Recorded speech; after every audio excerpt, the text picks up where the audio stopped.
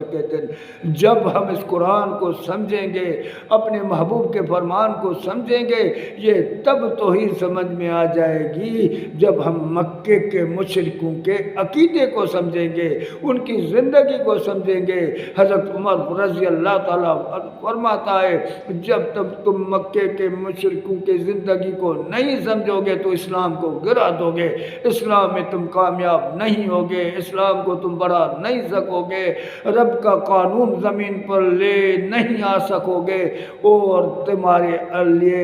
میرے بھائی ہمارے لیے رسوا اور ضلالت ہوگی، کیونکہ جب ہم اللہ سے دور ہو جائیں گے، اپنے محبوب کے فرمان سے دور ہو جائیں گے، تو دنیا میں بھی جو رسوائی چل رہی ہے وہ ہمارا نصیب ہے، تو آخرت میں بھی ہمارے لیے رسوائی ہوگی۔ اب بھی وقت ہے خود کو سنوارے اور اللہ کے فرمان بردار اس کے نبی کے سنت کے مطابق ہو جائے، جو سنت جس سنت کے لیے میرے محبوب کائنات کے رہبر نے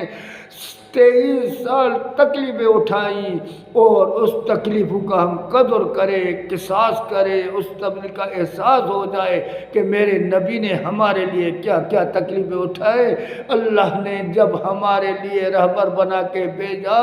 تو میرا نبی ہمارے لیے سب کچھ نصور کیا۔ اللہ کے نبی نے کہ میری امت بچ جائے، میری امت بچ جائے۔ اللہ نے میرے نبی نے کہا اللہ نے مجھے ایک دعا کا حکم دیا، سارے نبیوں کو دیا، سارے نبیوں نے مانگی، لیکن میں نے نہیں مانگی، میں نے معاشر کے دن کے لیے رکھ لی۔ میں اپنی امت کے لیے مانگوں گا، جن کے بھی گناہ ہوں گے میں ان کے لیے مانگوں گا، سوائے ان کے جس نے اللہ سے شرک نہیں کیا، بدعت نہیں کی، ان کے سوا باقی سارے جو ہے میں نے اپنی دعا رکھ لی ہے، ان کو میں جنت میں لے کر جاؤں گا، سوائے اس کے جس نے اللہ سے شرک کیا ہے۔ تو اس شرک کو سمجھے، اس عبادت کو سمجھے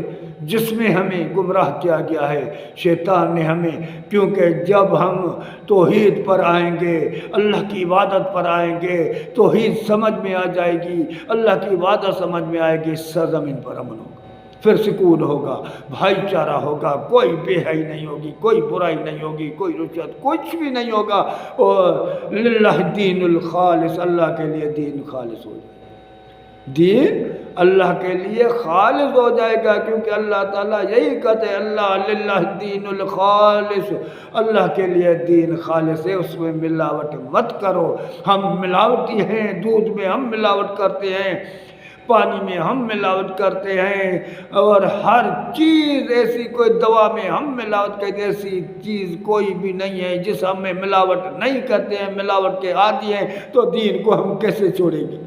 جب کسی چیز کو ہم نے چھوڑا ہی نہیں ہے، اپنے زندگی کھانے پینے کے چیزوں کو نہیں چھوڑا ہے، ان میں ملاوٹ کیا ہے، تو دین کو کیسے چھوڑیں گے؟ اس میں ملاوٹ کیسے نہیں ہوگی میرے بھائی؟ اور اللہ کے محبوب نے فرمایا وَمَنْ غَشَّ فَلَيْسَ مِنَّا، ملاوٹ کرنے والا، دو نمبری کرنے والا، دھوکہ کرنے والا میری امت میں نہیں ہے، وہ غدار ہے، اس کے لیے جہنم ہے، جہنم کی جائے ان کے لیے ہے۔ تو میرے بھائی آج بھی وقت ہے، بچیں